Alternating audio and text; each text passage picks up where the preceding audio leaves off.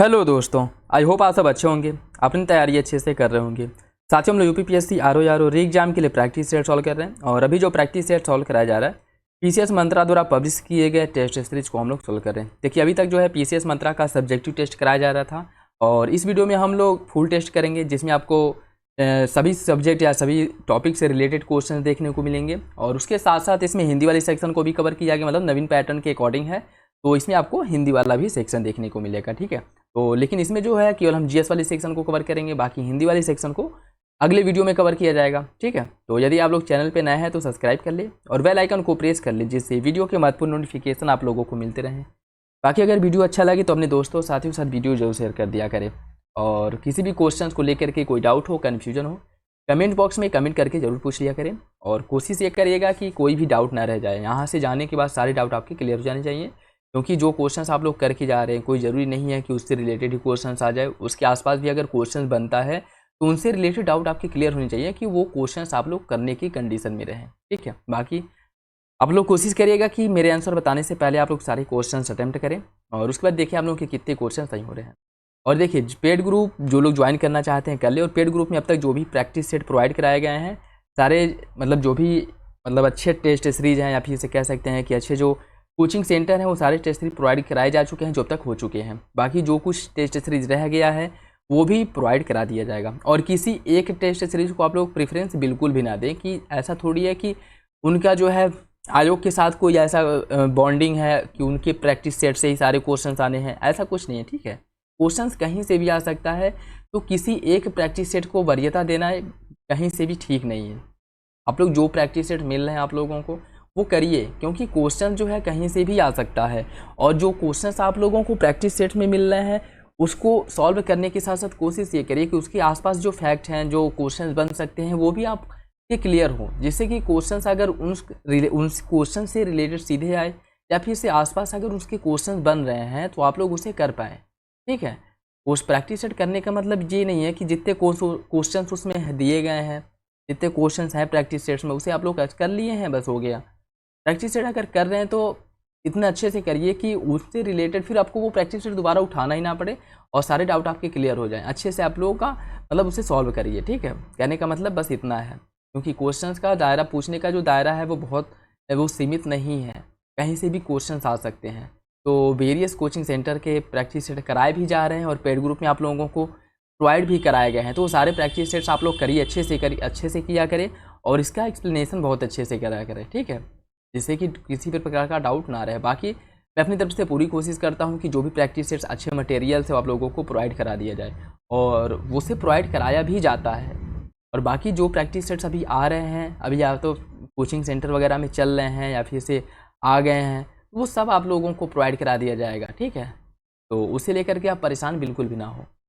चलिए इसी के साथ वीडियो की शुरुआत करते हैं और इसमें हम लोग जीएस वाले सेक्शन को करेंगे, बाकी हिंदी वाली सेक्शन को इसके अगले पार्ट में कवर किया जाएगा। क्वेश्चन नंबर फर्स्ट देखिए, सातवाहन कालीन अभिलेख नानाघाट अभिलेख के विषय में निम्नलिखित में से कौन सा विषय सही है?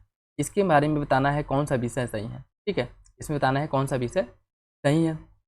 देखिए, ब्राह्मणों और बौद्धों को भूमि अनुदान का सर्वप्रथम जो साक्ष्य है इस अभिलेख में दिया गया है करसापड़ है यार।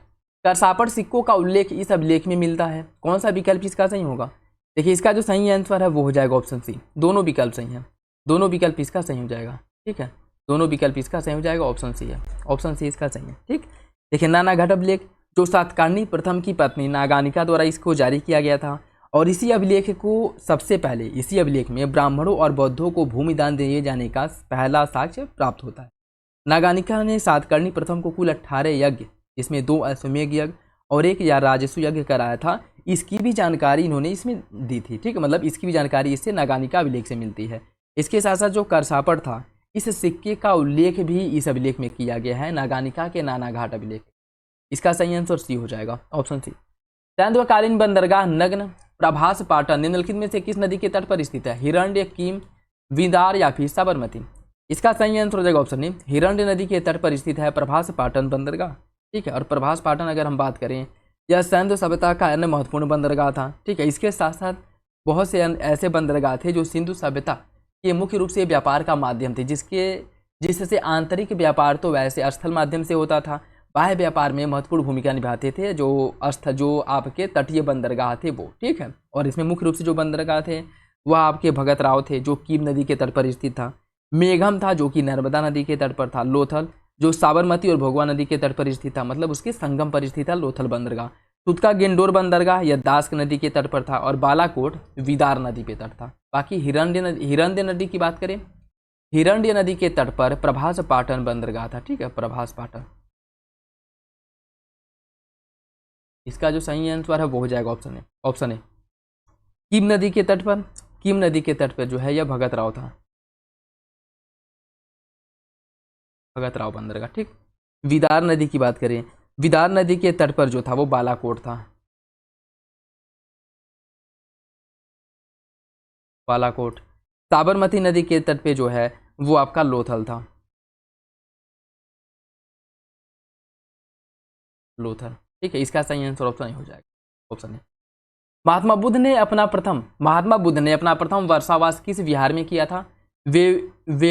वेलुग्राम विहार, मूलगंध कुटी विहार, वेणुवन विहार या फिर आम्रवाटिका विहार। इसमें महात्मा बुद्ध द्वारा अपना पहला वर्षावास किया गया था। कौन सा विकल्प इसका सही होगा? इसका सही आंसर बी हो जाएगा, मूलगंध कुटी विहार में इन्होंने अपना पहला वर्षावास किया था, ठीक है, पहला वर्षावास किया था। और यह जो विहार है कहाँ पे है? सारनाथ में है, ये भी याद रखिए, ठीक है, सारनाथ में यह विहार है, ठीक। और अंतिम वर्षावास अगर पूछ ले तो वैशाली के वेड़ुवन में इन्होंने अपना अंतिम वर्षावास किया था, ये भी याद रखिएगा, ठीक है। वैशाली के वेड़ुवन में अंतिम वर्षावास किया था। इसमें सारनाथ में जो आपका मूलगंध कुटी विहार था यहाँ पर पहला वर्षावास किया था, ठीक है। और महात्मा बुद्ध से संबंधित जो अन्य निम्नलिखित जो गुफाएं थी उसमें अगर हम बात करें, वेड़ुवन विहार जो राजगृह के शासक बिंबिसार द्वारा इनको दान में दिया गया था, और बुद्ध को प्राप्त होने वाला पहला विहार था, ये भी याद रखिएगा, इंपॉर्टेंट है, ठीक है। कुटाग्रशाला विहार यह लिच्छवी राजवंश द्वारा इनको दान में दिया गया था।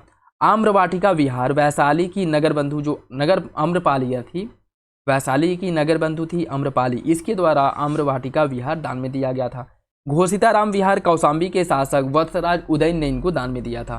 लेकिन इसका जो सही आंसर है वो हो जाएगा आपका ऑप्शन बी, पहला वर्षावास किया जो बात है वो सारनाथ में इन्होंने मूलगंध कुटी विहार में किया था, ऑप्शन बी सही है। मौर्य काल में प्रचलित करों के विषय में निम्नलिखित में से कौन सा विषय सही नहीं है?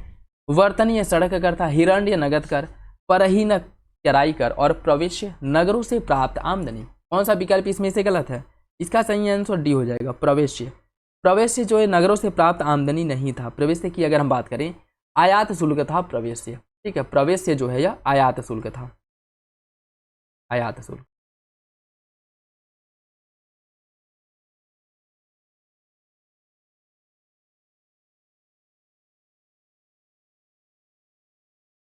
ठीक है, सही आंसर इसका डी हो जाएगा। बाकी विकल्प आपके सही हैं। बाकी अन्य जो कर थे जैसे प्रणय जो आपातकालीन कर था, विष्टि या बेगार में किसी से जो काम वगैरह कराया जाता था, मतलब उसके बदले में उनको मजदूरी नहीं दी जाती थी, मतलब बेगार कराया जाता था, ठीक है। और पिंडकर जो था यह संपूर्ण गांव पर सामूहिक रूप से लगाए जाने वाला कर था, जिसको पिंडकर कहा जाता था। राष्ट्र देहात व जनपदों से प्राप्त होता था। और उदयक भाग जो था या राज्य द्वारा लिया जाने वाला सिंचाई कर को उदयक कहा जाता था, ठीक है। इसका सही आंसर डी हो जाएगा। गुप्तकालीन प्रशासन के विभाजन का सही अनुक्रम क्या है? गुप्त काल में जो प्रशासन का विभाजन हुआ था उसका सही क्रम क्या होगा? देखिए, प्रांत के बाद विषय आता था, उसके बाद आता था वीथी, फिर आता था ग्राम। सही आंसर इसका ए हो जाएगा, ऑप्शन ए। निम्नलिखित में से किस चोल राजा द्वारा श्रीलंका में अभिलेख खुदवाया गया तथा शिव के मंदिरों का निर्माण कराया गया? विजयालय, राजराज प्रथम, राजेंद्र प्रथम या फिर आदित्य प्रथम? इसका सही आंसर क्या है?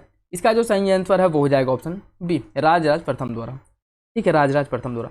राजराज प्रथम इन्होंने द्वारा सिंघल द्वीप, और वर्तमान समय में श्रीलंका को सिंघल द्वीप के नाम से जाना जाता था, ये भी याद रखिएगा, ठीक है।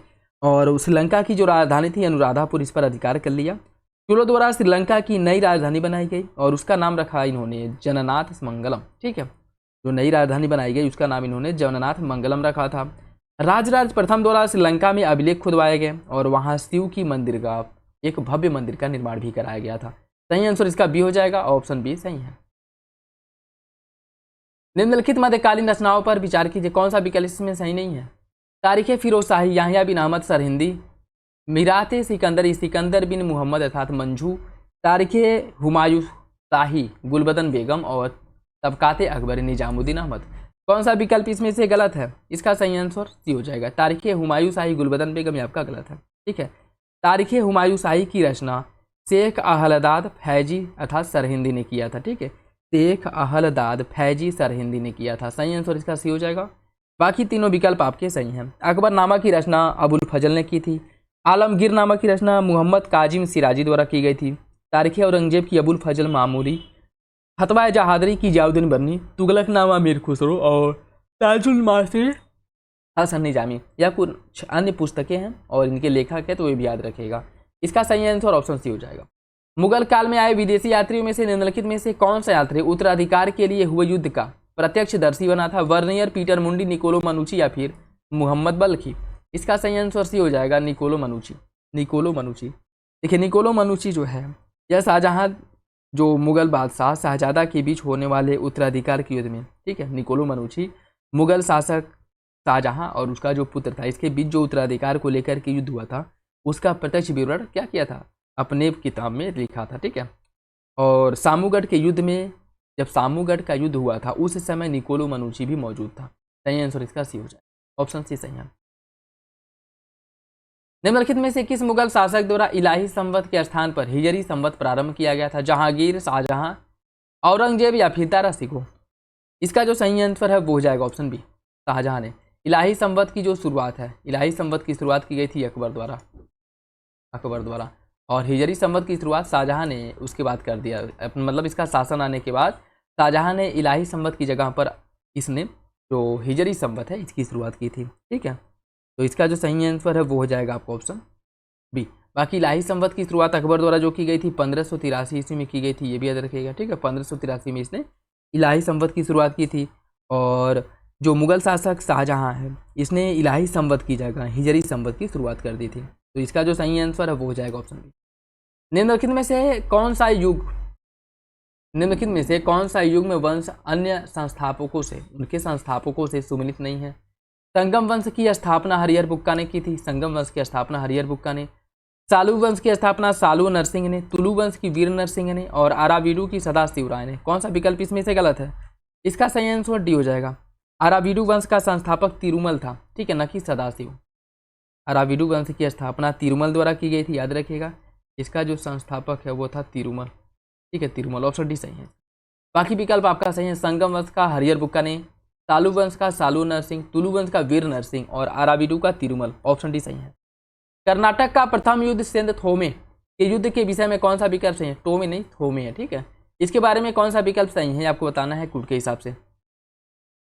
एक सेकेंड, इसमें बताना है कौन सा कथन सत्य नहीं है। ठीक है, यह युद्ध फ्रांसीसी सेना और अंग्रेजी सेना के बीच में लड़ी गई थी। इस युद्ध की समाप्ति पुदुचेरी की संधि द्वारा हुआ था। कौन सा विकल्प इसमें से सही नहीं है? कोड के हिसाब से आपको सही आंसर का चयन करना है। इसका हो जाएगा आपका ऑप्शन सी, ऑप्शन सी। देखिए, इसकी अगर हम बात करें, कर्नाटक का जो प्रथम युद्ध है, जिसे सेंट थोमे युद्ध के नाम से जाना जाता है, यह फ्रांसीसी सेना और कर्नाटक के नवाब अनवरुद्दीन के बीच में हुआ था। ठीक है, और इस युद्ध में फ्रांसीसी सेना ने कैप्टन पैराडाइज के नेतृत्व में सेंट थोमे नामक स्थान पर भारतीय सेना को पराजित कर लिया था। और इस युद्ध की समाप्ति पर एक्सला सैम्पेल की संधि किया गया था, न कि पुदुचेरी की संधि। तो दोनों विकल्प इसका गलत हो जाएगा, ऑप्शन सी सही है। ऑप्शन सी इसका सही हो जाएगा। वारेन हेस्टिंग ने प्रत्येक जिले में एक दीवानी और एक फौजदारी न्यायालय की स्थापना करवाई। उसके द्वारा मुगल रूपरेखा पर आधारित न्याय प्रणाली को अपनाने का प्रयत्न किया गया था। कौन सा विकल्प इसका सही है? देखिए, इसकी अगर हम बात करें, सही आंसर सी हो जाएगा। कथन और कारण दोनों सही हैं और आर्य की सही व्याख्या करता है। ऑप्शन सी इसका सही हो जाएगा। मांडवी, कोलाबा, जालौर और सूरत। व्यपगत के सिद्धांत क्या था? तो उपयुक्त में से किन राज्यों की नवाबी समाप्त कर दी गई थी? कूट के हिसाब से बताइए इसका सही आंसर क्या होगा। देखिए, इसका जो सही आंसर है वो हो जाएगा ऑप्शन डी। इन सभी की, मांडवी, कोलाबा, जालौर और सूरत, इन सभी का व्यपगत के आधार पर इनकी नवाबी समाप्त कर दी गई थी। ऑप्शन डी इसका सही हो जाएगा। ऑप्शन डी इसका सही है। ठीक है, जिसमें अगर हम बात करें 1834 में व्यपगत का सिद्धांत डलहौजी द्वारा कोई नया नहीं था, बल्कि 1834 में कोर्ट ऑफ डायरेक्टर्स द्वारा यह कहा गया था कि दत्तक पुत्र लेने का जो अधिकार है उनकी अनुकंपा पर, मतलब उनकी दया पर निर्भर करेगा। अगर वो चाहते हैं तो किसी राज्य को दत्तक पुत्र लेने का अधिकार दे सकते हैं किसी रियासत को, और अगर वो नहीं चाहे तो नहीं दे सकते हैं। ठीक है, और इसके अंतर्गत 1941 में गृह सरकार द्वारा भी यह प्रावधान किया गया था कि ऐसा अवसर जिससे नए देश प्रदेश प्राप्त हों हमें खोना नहीं चाहिए, और इसलिए जो है दत्तक पुत्रों को उनके द्वारा मान्यता नहीं दिया जाता था, जिससे कि अधिक से अधिक जो साम्राज्य है उसको ब्रिटिश भारत में या ब्रिटिश साम्राज्य के अंतर्गत मिलाया जाए और ब्रिटिश साम्राज्य का जो है विस्तार किया जाए। ठीक है, तो चारों विकल्प आपके सही हो जाएंगे। बाकी अगर हम बात करें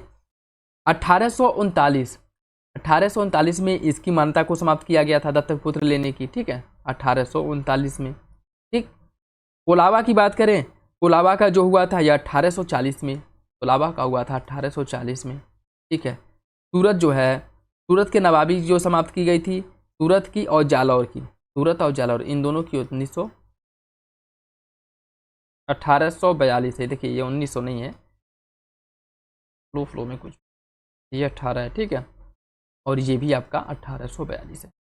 ठीक, तो याद रखिएगा, क्योंकि अभी बाकी व्यवगत जो सूरत, झांसी वगैरह इन सब का जो व्यवगत के आधार पर विलय किया गया था, ये क्वेश्चन ट्रेडिशनल बहुत पुराने हो गए। ठीक है, हो सकता है कि नए क्वेश्चन अगर पूछे तो नए साम्राज्यों का जो विलय किया गया था जहाँ से अब तक क्वेश्चन नहीं बने हैं वहाँ से बन सकता है। तो व्यवगत के आधार पर जिन लोगों की नवाबी समाप्त की गई थी उसमें मांडव थी, 1839 में इसकी नवाबी समाप्त की गई थी, कोलाबा की 1840 में, जालौर और सूरत की 1842 में नवाबी को समाप्त कर दिया गया था। ठीक है, 1842 में। तो इसका सही आंसर जो है डी हो जाएगा। 1857 के विद्रोह से संबंधित पुस्तक civil rebellion in the Indian mutiny के लेखक कौन थे? अशोक मेहता, एस.बी. चौधरी, आर.सी. मजूमदार या फिर एस.एन. सेन? इसका सही आंसर क्या होगा?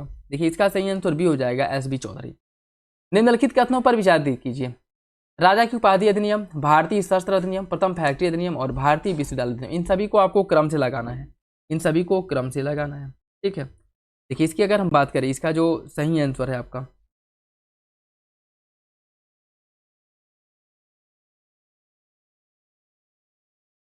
एस.बी. चौधरी द्वारा इसकी रचना की गई थी, ये बात आपका सही है।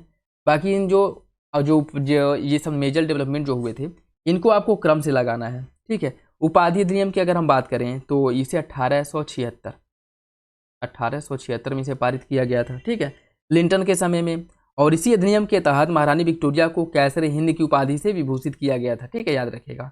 और भारतीय शस्त्र अधिनियम जो है इसे 1878 में यह पारित हुआ था, जिसके अंतर्गत यह प्रावधान था कि अगर कोई भारतीय शस्त्र लेना चाहता है तो उसको लाइसेंस लेने की जरूरत पड़ेगी, और अगर कोई विदेशी शस्त्र लेना चाहता है तो उसको लाइसेंस लेने की जरूरत नहीं है। ठीक है, जिसका भारतीयों द्वारा बहुत ज़्यादा विरोध किया गया था। बाकी प्रथम फैक्ट्री अधिनियम की बात करें तो यह रिपन के समय में आया था, 1881 में। 1881 में रिपन के समय में प्रथम फैक्ट्री अधिनियम पारित किया गया था, और यह जो कारखाना अधिनियम है इसमें प्रावधान किया गया था कि 100 से अधिक मजदूर जिस एक कंपनी में एक जगह पे अगर कार्यरत हैं, किसी एक संस्था में अगर 100 से अधिक मजदूर कार्यरत हैं तो उनको जो है इस कंपनी अधिनियम जो है इसका पालन करना अनिवार्य होगा। और इसी में यह भी प्रावधान किया गया था कि 7 वर्ष से कम जो बच्चे हैं वह काम करने की उनको क्या कर दिया गया था, प्रतिबंधित कर दिया गया था।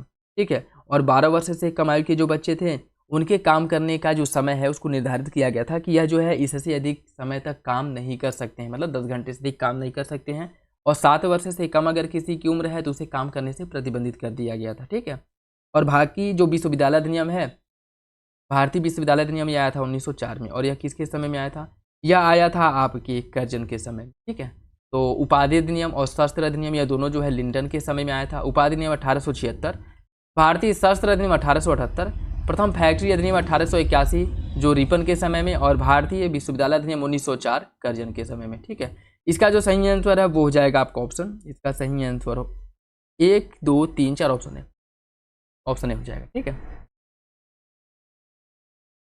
क्रांतिकारी कार्यों को संगठित करने के लिए निम्नलिखित में से किसके द्वारा भवानी मंदिर नामक पत्रिका का प्रकाशन किया गया था? अरविंद घोष, बारिंद्र कुमार घोष, पी मित्रा या फिर दामोदर बालकृष्ण? इसका सही आंसर क्या है? इसका सही आंसर बी हो जाएगा, बारिंद्र कुमार घोष। भवानी मंदिर पत्रिका बारिंद्र कुमार घोष द्वारा लिखी गई है, और इस पत्रिका में क्रांतिकारी कार्यों को संगठित करने के लिए, इनकी गतिविधियों के केंद्र बनाने और फिर से सभी को एकजुट करने की क्या की गई थी? वकालत की गई। ऑप्शन बी हो जाएगा। ठीक है, निम्नलिखित घटनाओं को कालक्रम में व्यवस्थित कीजिए। इल्बर्ट बिल विवाद, प्रिंस ऑफ वेल्स की भारत दूसरी यात्रा, द्वितीय आंग्ल अफगान युद्ध और हंटर आइक की नियुक्ति। ठीक है, देखिए इल्बर्ट बिल विवाद की अगर हम बात करें कब हुआ था? यह हुआ था 1883 में इल्बर्ट बिल विवाद हुआ। और इल्बर्ट बिल विवाद क्या था आप लोगों को पता ही होगा। देखिए नहीं पता है तो ये मैं बता दूं, इल्बर्ट बिल विवाद ये था कि जैसे कोई भारतीय न्यायाधीश है तो उसे यह अधिकार देने के लिए यह बिल पास किया गया था कि अगर वो चाहे तो किसी विदेशी व्यक्ति से संबंधित मामले की सुनवाई भी कर सकता है। ठीक है, वह उसे अधिकार देने के लिए इलबर्ट बिल लाया गया था। इसके पहले क्या था कि भारतीय से संबंधित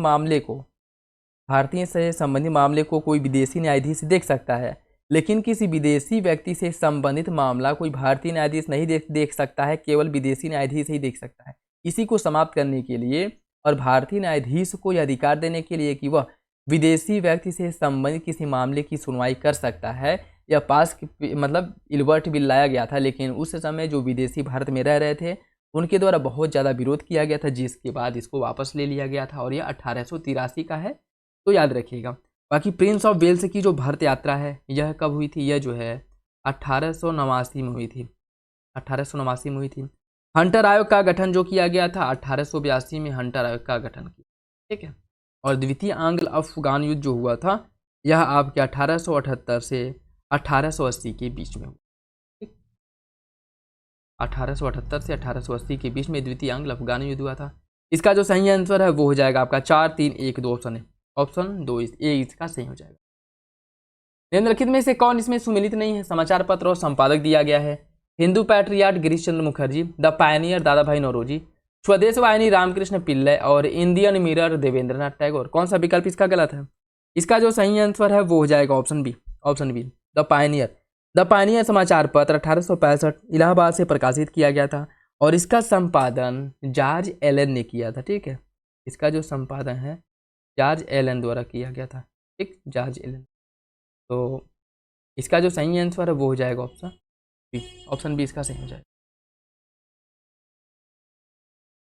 ठीक है, बाकी नेक्स्ट देखिए। कांग्रेस ने खिलाफत की पुनर्स्थापना के लिए खिलाफत आंदोलन का समर्थन किया।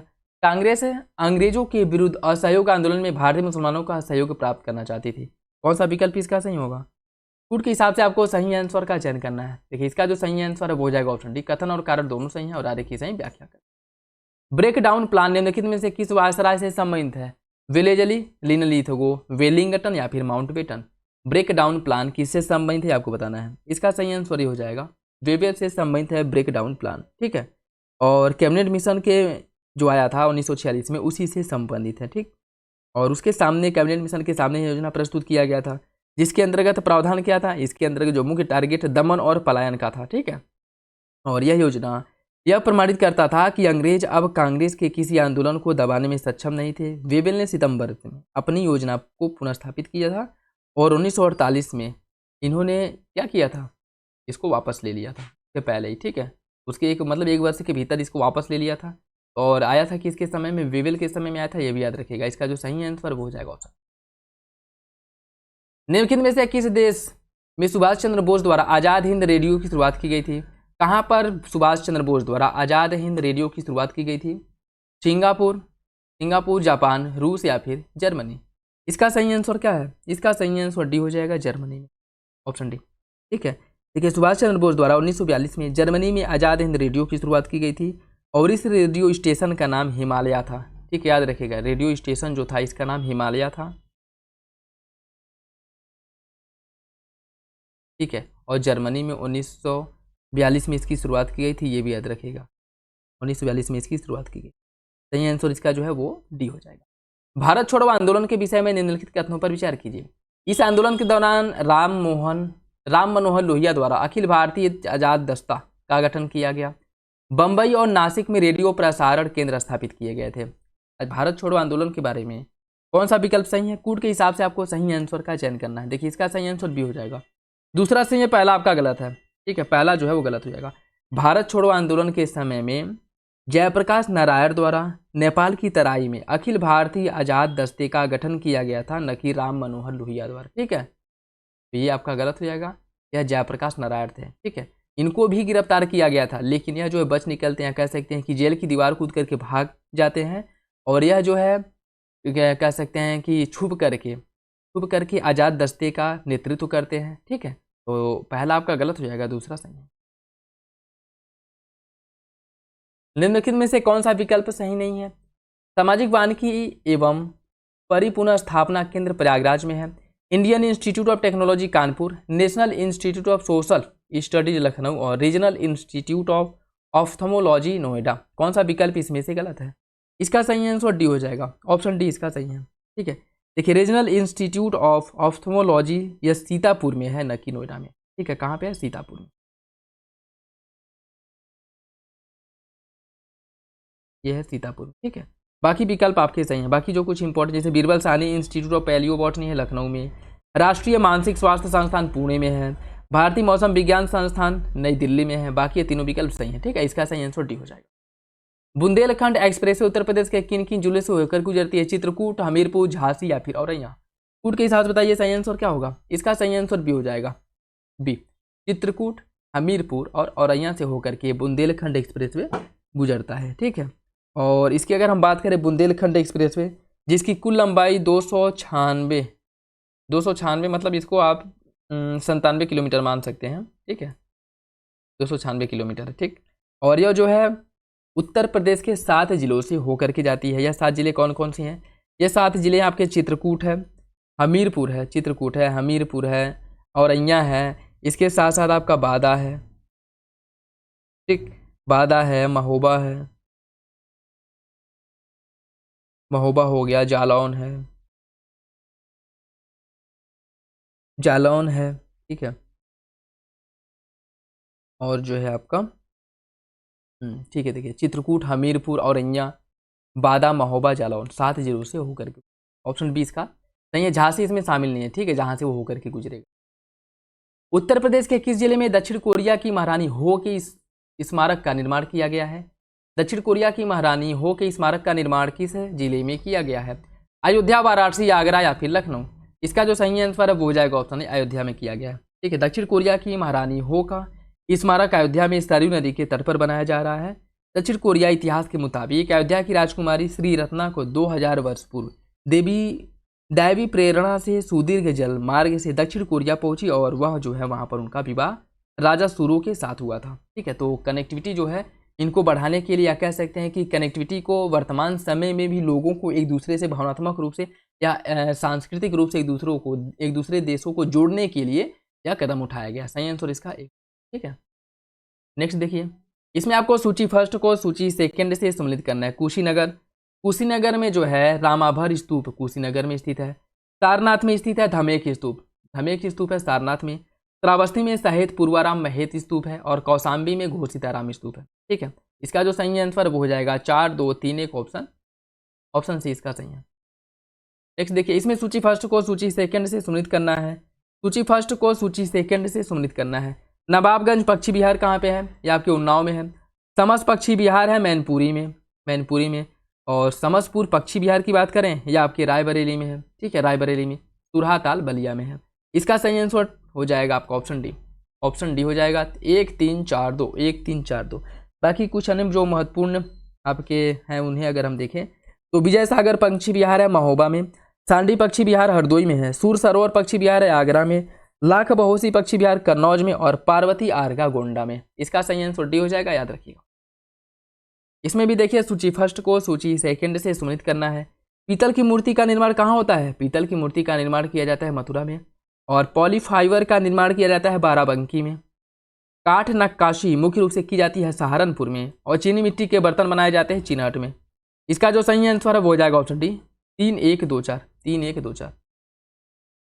निम्न में से कौन सुमेलित नहीं है? उत्तर प्रदेश लोकायुक्त का पद जो सृजित किया गया था, या कह सकते हैं कि उत्तर प्रदेश में लोकायुक्त पद का गठन 1975 में, उत्तर प्रदेश में राज्य विधान परिषद का गठन 1937, इलाहाबाद उच्च न्यायालय का स्थापना 1866 और उत्तर प्रदेश में नगर स्वायत्त शासन की स्थापना 1869। कौन सा विकल्प इसमें से गलत है ये आपको बताना है। इसका सही आंसर डी हो जाएगा, ऑप्शन डी इसका सही है। ठीक है, देखिए उत्तर प्रदेश में जो नगर स्वायत्त शासन की शुरुआत की गई थी यह की गई थी 1916 में, 1916 में, न कि 1879 में। ठीक है, 1869 में। सही आंसर इसका डी हो जाएगा, 1869 नहीं 1916 है। बाकी तीनों विकल्प आपके सही हैं। उत्तर प्रदेश में लोकायुक्त पद का सृजन 1975 में हुआ था, विधान परिषद का गठन 1937 में और इलाहाबाद उच्च न्यायालय 1866 में। इसका सही आंसर ऑप्शन डी हो जाएगा, ऑप्शन डी। निम्नलिखित में से कौन सही सुमेलित है? कौन सुमेलित है? डायस्पोर मिर्जापुर में, बॉक्साइड उत्पादन बस्ती में, डोलोमाइट महोबा में और जिप्सम हमीरपुर में। कौन सा विकल्प इसमें से सही है?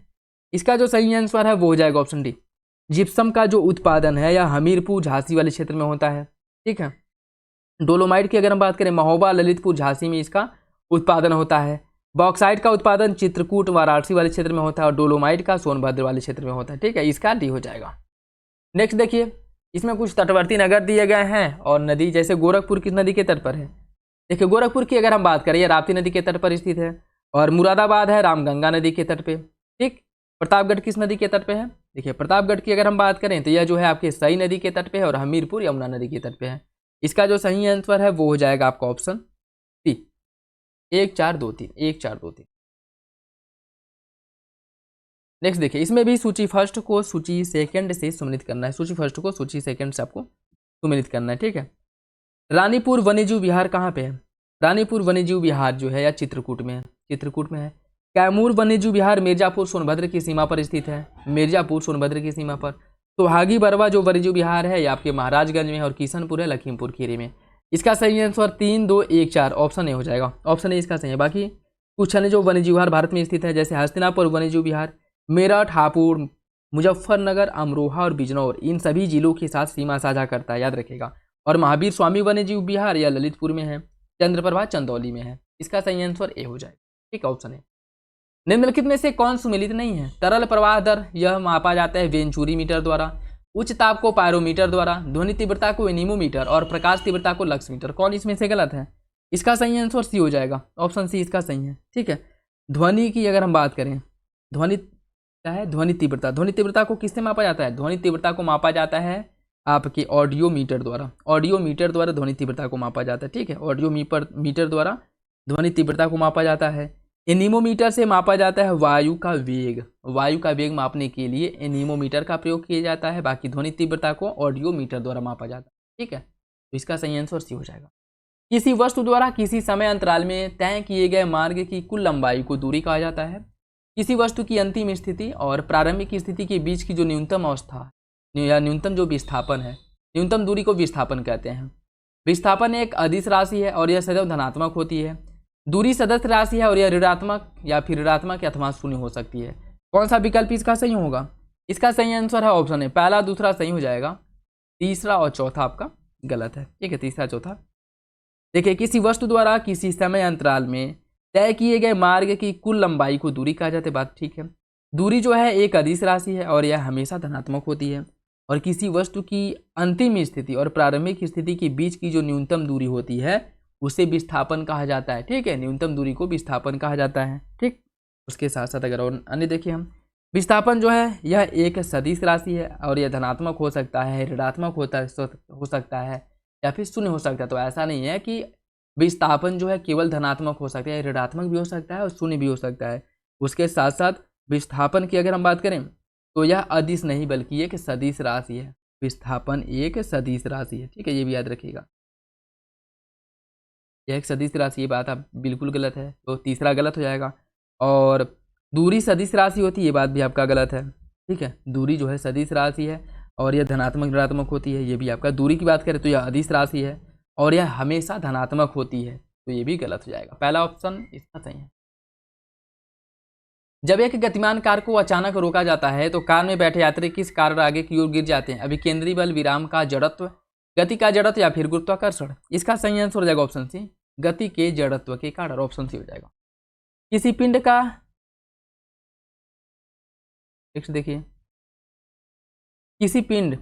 किसी पिंड का भार विषुवत वृत्त पर कम और ध्रुवों पर अधिक होता है। गुरुत्वीय त्वरण का मान विषुवत वृत्त पर अधिक और ध्रुवों पर सबसे कम होता है। कौन सा विकल्प इसका सही होगा। देखिए, इससे रिलेटेड क्वेश्चन हम लोग सॉल्व किए हैं। सही आंसर इसका सी हो जाएगा। ठीक है, पहला आपका सही है, दूसरा गलत है।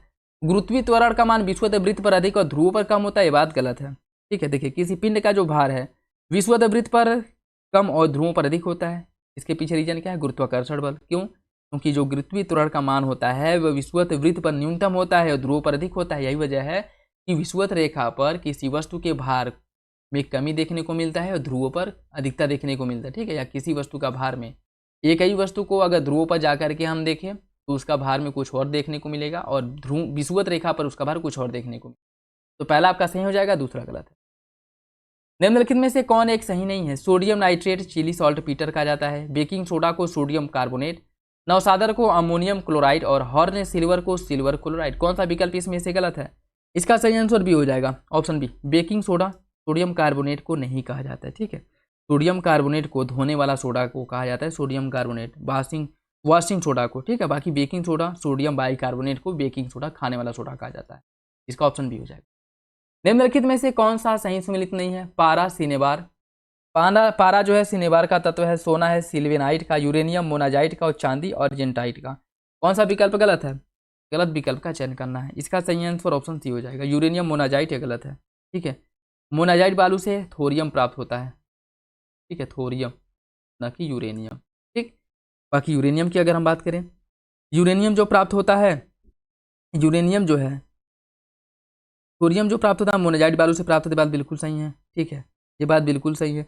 और यूरेनियम मोनाजाइट से प्राप्त नहीं होता है, ठीक है, यूरेनियम मोनाजाइट से प्राप्त नहीं होता। सही आंसर इसका सी हो जाएगा। निम्नलिखित में से कौन सा प्राथमिक प्रदूषक नहीं है? डीडीटी, प्लास्टिक, ओजोन या फिर अमोनिया। इसका सही आंसर क्या है? इसका सही आंसर सी हो जाएगा, ओजोन। यह प्राथमिक प्रदूषक नहीं है, ठीक है, प्राथमिक प्रदूषक नहीं है। प्राथमिक प्रदूषक कौन कौन है? जैसे डीडीटी हो गया, CO2 हो गया, ठीक है, और CO हो गया, इसमें प्लास्टिक आ जाएगा, SO2 आ जाएगा, अमोनिया नाइट्रिक ऑक्साइड है, नाइट्रोजन के ऑक्साइड हैं, कणकीय पदार्थ, ठीक है, जो पार्टिकुलेट मैटर हैं, ये सभी जो है आपके प्राथमिक प्रदूषक के अंतर्गत आते हैं। जबकि आपका ओजोन हो गया, पैन सल्फ्यूरिक अम्ल है, हाइड्रो परऑक्साइड हो गया, ये सभी द्वितीयक प्रदूषक के अंतर्गत आते हैं, ठीक है। तो इसका सही आंसर सी हो जाए। निम्नलिखित में से कौन से विटामिन को रक्त स्रावरोधी विटामिन कहा जाता है? Vitamin B6, vitamin E, vitamin A या फिर विटामिन के। इसका सही आंसर डी हो जाएगा, विटामिन के, ऑप्शन डी सही है। निम्नलिखित में से कौन सा रोग मस्तिष्क से संबंधित नहीं है? पार्किंसन, मिर्गी, सेरेब्रल या फिर सेरेब्रल पाल्सी या फिर फाइलेरियोसिस। इसका सही आंसर क्या है? इसका सही आंसर जो है वो हो जाएगा आपका ऑप्शन डी, फाइलेरियोसिस, ठीक है, ऑप्शन डी इसका सही, ऑप्शन डी। हीमोग्लोबिन के बारे में कौन सा विकल्प सही आपको बताना है? यह लौह युक्त प्रोटीन है। हीमोग्लोबिन का निर्माण हमारा हीमवर्णक या ग्लोबिन नामक प्रोटीन से होता है। यह वायु के संपर्क में आकर के ऑक्सी हीमोग्लोबिन यौगिक बनाता है। कौन सा विकल्प इसका सही होगा? इसका जो सही आंसर है वो हो जाएगा ऑप्शन डी, सभी विकल्प सही हैं हीमोग्लोबिन के बाद। मांसपेशियों में थकान किसके कारण होता है? ATP, ADP, लैक्टिक अम्ल या फिर कार्बोनिक अम्ल। इसका जो सही आंसर वो हो जाएगा ऑप्शन सी, लैक्टिक अम्ल। जोड़ों में लैक्टिक अम्ल के जमा हो जाने के कारण जो है हमें मांसपेशियों में दर्द या थकान का अनुभव होता है, ऑप्शन सी हो जाएगा। वृक्क में जो पथरी बनी होती है किसकी बनी होती है? देखिए, वृक्क या किडनी की जो पथरी है वो बनी होती है कैल्शियम ऑक्जेलेट की भी हो सकती है, कैल्शियम फॉस्फेट की भी हो सकती है और यूरिक अम्ल की भी हो सकती है। तो ये इंपॉर्टेंट याद रखिएगा। अब तक क्या पता था कि यह जो है केवल कैल्शियम ऑक्जेलेट की बनी होती है वगैरह, ठीक है, या कैल्शियम ऑक्जेलेट की भी हो सकती है, ठीक, आपका यूरिक अम्ल की भी हो सकती है और कैल्शियम फॉस्फेट की का जो सही आंसर हो जाएगा। निम्नलिखित में से कौन सा प्रभावी अनुकंपी तंत्रिका तंत्र से संबंधित नहीं है? आंख की पुतली का संकुचन, हृदय गति को तीव्र करना, पाचन को रोकना, ग्लूकोज के स्राव को प्रेरित करना। यह क्वेश्चन हम लोग पीछे इसके पहले वाले में रिपीट कर चुके हैं जो सब्जेक्टिव टेस्ट कराया गया था। तो बताइए इसका सही आंसर क्या है? इसका सही आंसर हो जाएगा ऑप्शन ए, आंख की पुतली का संकुचन। यह जो है अनुकंपी तंत्रिका तंत्र नहीं है, इसके द्वारा नहीं होता है, ठीक है। मस्तिष्क के भाग एवं उनके कार्यों के बारे में देखिए कौन सही नहीं है।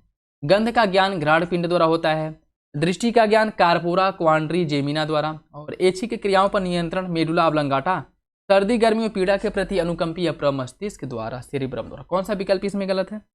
इसका जो सही आंसर है वो हो जाएगा ऑप्शन सी, ऑप्शन सी। ऐच्छिक क्रियाओं, देखिए ऐच्छिक क्रियाओं की अगर हम बात करें, ऐच्छिक क्रियाओं अनैच्छिक क्रियाओं पर नियंत्रण होता है, ठीक है। ऑब्लंगाटा जो मेडुला ऑब्लंगाटा का कार्य है कि यह मानव शरीर की अनैच्छिक क्रियाओं पर नियंत्रण रखे, न कि ऐच्छिक क्रियाओं पर, ठीक है। तो सही आंसर क्या हो जाएगा? सही आंसर हो जाएगा ऑप्शन सी, ऐच्छिक क्रियाओं पर नियंत्रण। मेडुला ऑब्लंगाटा नहीं बल्कि अनैच्छिक क्रियाओं पर नियंत्रण रखता है मेडुला ऑब्लंगाटा, ऑप्शन सी हो जाएगा। निम्नलिखित में से कौन सा एक अशुद्ध रक्त संचार करता है? पाल्मोनरी सिरा, पल्मोनरी धमनी, अल्वेओली या फिर उपयुक्त में से कोई नहीं। इसका जो सही आंसर वो हो जाएगा ऑप्शन बी, पल्मोनरी धमनी। इसमें जो है डीऑक्सीजेनेटेड रक्त प्रवाहित होता है। सही आंसर इसका बी हो जाएगा। मुद्रा पूर्ति की माप में निम्नलिखित में से कौन सी मुद्रा को संकीर्ण मुद्रा कहा जाता है? फुट के हिसाब से बताइए, सॉरी, MO, M1, M2 या फिर M3, किस मुद्रा को संकीर्ण मुद्रा कहा जाता है? इसका हो जाएगा ऑप्शन बी, M1 को, ठीक है। M1 एक प्रकार की मुद्रा है जिसे संकीर्ण मुद्रा कहा जाता है, ठीक है। और M0 इसमें कौन सी मुद्राएं आती हैं? इसमें आरक्षित मुद्रा जैसे और संचलन में जो मुद्रा है, उसके साथ साथ आरबीआई के बैंकों के पास जो जमा राशि हैं, ये सभी जो है एमओ के अंतर्गत आती हैं। M1 के अंतर्गत जनता के पास जो मुद्रा रखी है वो आती है, बैंकों के पास जो मांग जमा के रूप में रखी है वो, और आरबीआई के पास अन्य जो जमा राशियाँ हैं वह सभी M1 के अंतर्गत आती हैं। और M2 के पास कौन सी मुद्राएं आएंगी? M2 के पास जो M1 में मुद्रा आती है वो सभी भी M2 में आएंगी। उसके साथ साथ डाकघर में जो पैसे जमा किए गए हैं वो भी M2 के अंतर्गत आएंगे। ठीक है, M3 में यह व्यापक मुद्रा है। ठीक है, इसमें M1 में जमा राशि जो होती है वो सभी आ जाती हैं। बैंकों के पास की जो सावधि जमा राशियाँ होती हैं वो भी M3 में आती हैं। ठीक, और M4 की बात करें तो इसमें M3 में जो जमा राशि होती है टोटल वो भी आती है। उसके साथ साथ डाकघरों के पास जमा राशियाँ आती हैं। ठीक है, जैसे राष्ट्रीय बचत पत्र वगैरह में जो जमा होता है वो ये सब आती हैं। ठीक है, तो इसका जो सही आंसर, इसमें क्या पूछा है? संकीर्ण मुद्रा पूछा है, तो वो हो जाएगा आपका ऑप्शन बी M1। बैंकिंग क्षेत्र में सुधार के लिए गठित एसएस तारापोर समिति का उद्देश्य क्या था?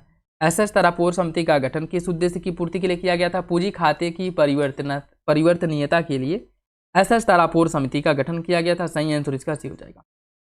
निम्नलिखित में से कौन सी विशेषता पूंजीवादी अर्थव्यवस्था की विशेषता नहीं है? मांग एवं पूर्ति का महत्व, प्रतिस्पर्धा में वृद्धि, आर्थिक विषमताओं में कमी या फिर अधिकतम लाभ का उद्देश्य। इसका सही आंसर हो जाएगा ऑप्शन सी, आर्थिक विषमता में कमी। ऑप्शन सी इसका सही है, ऑप्शन सी सही हो जाएगा। निम्नलिखित में से कौन से उपाय मुद्रास्फीति को नियंत्रित करने में सरकार द्वारा प्रयोग में लाए जाते हैं? बैंक दर में वृद्धि, सामूहिक तरलता अनुपात में कमी, करों की दर में वृद्धि या फिर ए और सी। इसका जो सही आंसर है वो हो जाएगा आपका ऑप्शन सी, ए और सी। बैंक दर में वृद्धि किया जा सकता है। ठीक है, बैंक दर में वृद्धि किया जाएगा तो बैंकों से जो धनराशि लोगों तक ऋण के पास पहुंच रहा है वह इनके पास न पहुंच करके अधिक पैसा कहाँ पहुंचेगा? आरबीआई के पास पहुंचेगा। ठीक है, आरबीआई के पास पहुंचेगा। ठीक है, जिससे मार्केट में जो पैसे का फ्लो है, या कह सकते हैं कि जो तरलता है इसमें कमी आएगी, और मार्केट में तरलता में कमी आएगी तो लोग जो है खर्च कम करेंगे, खर्च कम करेंगे तो मुद्रास्फीति धीरे धीरे क्या होगा? नीचे आएगा। तो ये बात बिल्कुल ठीक है।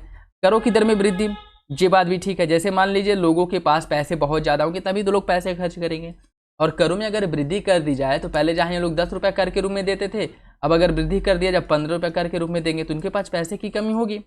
पैसे की जब कमी होगी तो यह जो पहले जितना ज़्यादा खर्च करते थे उतना खर्च न करके खर्च में अपनी कमी करेंगे, और खर्च में कमी करेंगे तो मुद्रास्फीति में कमी होगी। ठीक है, तो ये भी जो है सही आंसर डी हो जाएगा। ठीक, निम्नलिखित में से समिति और उनके कार्यक्षेत्र दिए गए, इसमें बताना है कौन सही नहीं है। वाचु समिति का गठन मोटर वाहन कर के में उसके सिफारिश करने के लिए किया जा गया था। राजा चिलैया समिति का गठन कर सुधार के लिए। पार्थ सारथी सोम समिति का गठन कर नीति पर सुझाव देने के लिए किया गया था। रंगराजन समिति का जो दूसरी बार गठन किया गया था पेट्रोलियम उत्पादों पर शुल्क संरचना के लिए सुझाव देने के लिए किया गया था। कौन सा विकल्प इसका सही है? इसका सही आंसर ए हो जाएगा।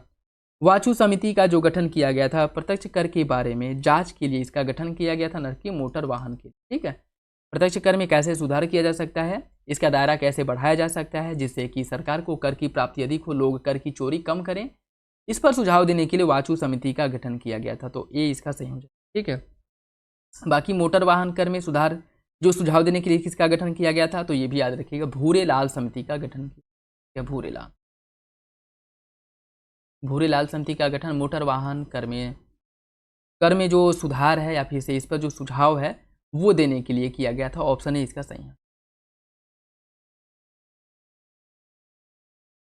निम्नलिखित में से किस समिति या फिर आयोग का गठन काले धन की समस्या के निस्तारण के लिए किया गया था? Justice M.B. शाह समिति, रघुराम राजन, पार्थ सारथी सोम या फिर एल.के. झा। इसका सही आंसर हो जाएगा option A, justice M.B. Shah समिति का गठन किया गया था काले धन की समस्या से निपटने के लिए। ठीक है, काले धन के जो समस्या से काले धन को कैसे समाप्त किया जा सकता है। ठीक है, और जो पैरेलल इकोनॉमी चल रही है इसको समाप्त करने के लिए, ठीक, इसका जो मूल जो फंक्शन वगैरह है उसको समाप्त करने के लिए किया गया था। ठीक है, सुझाव देने के लिए ऑप्शन ए हो जाएगा। धारणीय विकास की अवधारणा को सर्वप्रथम किसने प्रतिपादित किया था? ब्रटलैंड, अर्नेस्ट हैकल, A.G. टाउंसले या फिर बी और सी। इसका सही आंसर ए हो जाएगा। ब्रटलैंड समिति में ही सर्वप्रथम जो धारणीय विकास है, सस्टेनेबल डेवलपमेंट है, उसकी धारणा प्रस्तुत की गई थी। इसका जो सही आंसर है वो हो जाएगा ऑप्शन ए। जब कोई अर्थव्यवस्था विकसित अर्थव्यवस्था की ओर बढ़ने लगती है तब क्या होता है? खाद्यान्नों के उपभोग में कमी आ जाती है, GDP में कृषि का योगदान घटने लगता है, सरकारी राजस्व और व्यय में वृद्धि होती है, प्रारंभ में आय विषमता बढ़ती है किंतु बाद में कम हो जाती है। कौन सा विकल्प सही है? कूट के हिसाब से सही आंसर का चयन करना है, ये हो जाएगा आपका ऑप्शन डी, सभी विकल्प सही है। खाद्यान्नों के उपभोग में कमी आती, बात बिल्कुल ठीक है। ठीक है, जीडीपी में कृषि के योगदान में कमी आती है, ये बात भी ठीक है। सरकारी राजस्व में वृद्धि होती है, बात ठीक है। और स्टार्टिंग में यह आय विषमता देखने को मिलती है। ठीक है, जैसे कुछ लोगों के पास बहुत अधिक पैसा होगा, कुछ लोगों के पास बिल्कुल भी नहीं होगा, लेकिन धीरे धीरे यह जो आय असमानता है, ये जो डिफरेंस है धीरे धीरे कम होने लगे। ठीक है, तो ये बात भी ठीक है, आंसर डी हो जाएगा।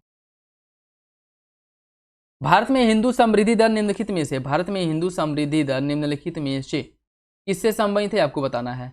प्रति व्यक्ति आय, जन्म दर, राष्ट्रीय आय या फिर साक्षरता। इसका सही आंसर क्या है?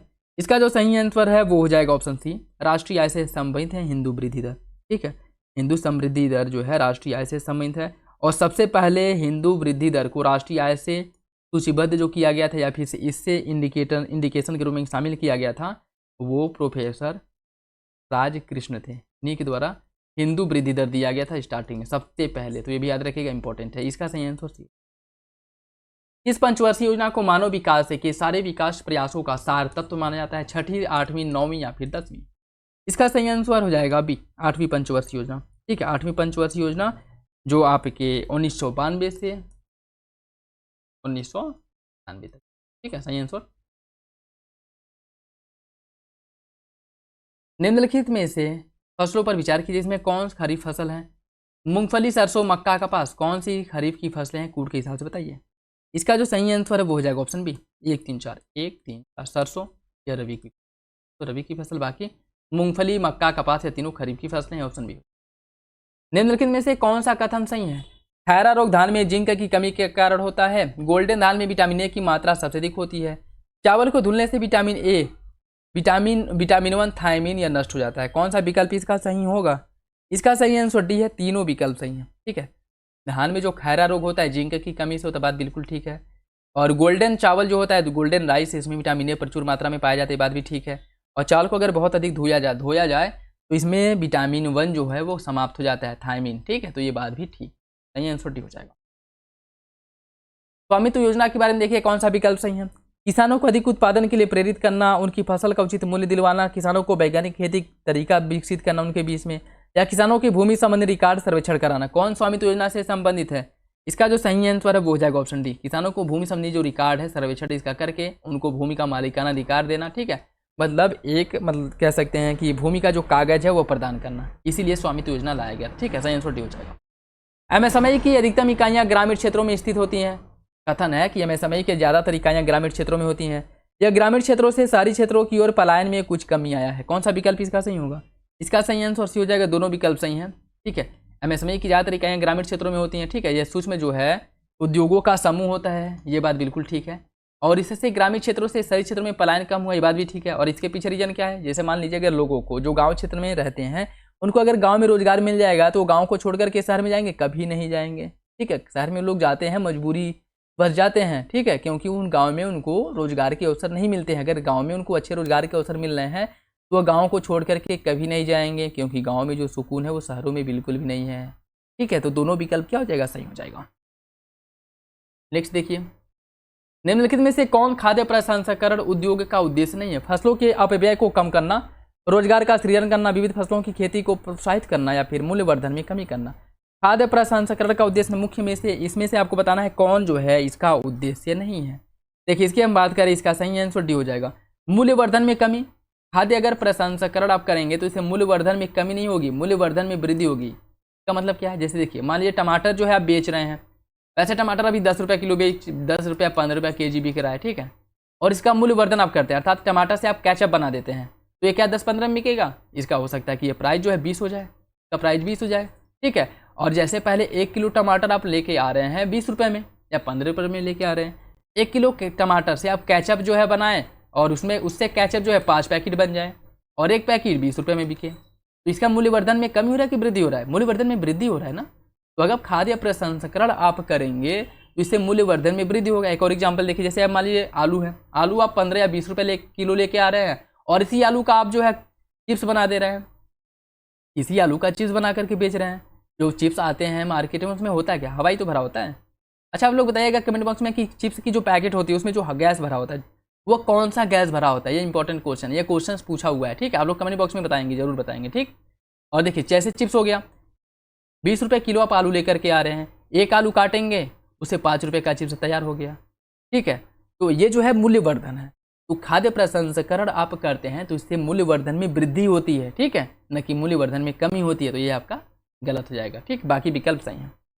नेक्स्ट देखिए, इसमें निर्गमन कीमत से तात्पर्य क्या है? किसानों से जिस मूल्य पर उनकी फसल को खरीदा जाता है, किसानों को जिस फसल में सब्सिडी नहीं दी जाती है, उन फसलों का मूल्य जिन पर बेंच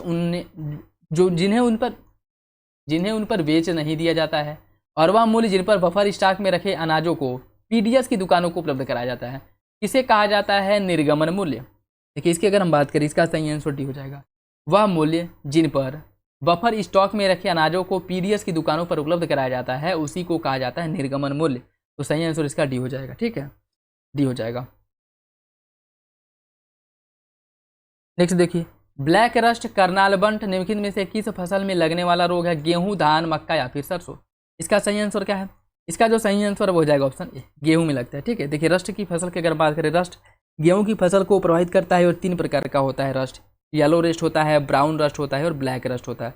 और ये सभी जो रस्ट हैं या गेहूं को प्रभावित करते हैं। बाकी करनाल बंट की बात करें, करनाल बंट रोग जो है यह भी गेहूं की फसल में लगने वाला रोग है और यह कवक के माध्यम से या कवक द्वारा लगता है। ठीक है, तो बाकी आपका एक है फ्लोरेस या फेलेरिस माइनर, जो गेहूं का मामा भी कहा जाता है इसे। ठीक है, और यह गेहूं में पाया जाने वाला खरपतवार नाशक है। क्या है? खरपतवार है। इसका जो सही आंसर है वो हो जाएगा ऑप्शन ए। मक्का C4 पौधा है। मक्का C4 पौधा है। अन्य धान्य फसलों के मुकाबले में इसमें स्टार्च की मात्रा अधिक पाई जाती है। कौन सा विकल्प इसका सही होगा? इसका सही आंसर सी हो जाएगा। दोनों सही है। मक्का जो है यह C4 पौधा है जिसमें धान्य फसलों की तुलना में स्टार्च की मात्रा अधिक पाई जाती है। दोनों विकल्प सही हो जाएगा।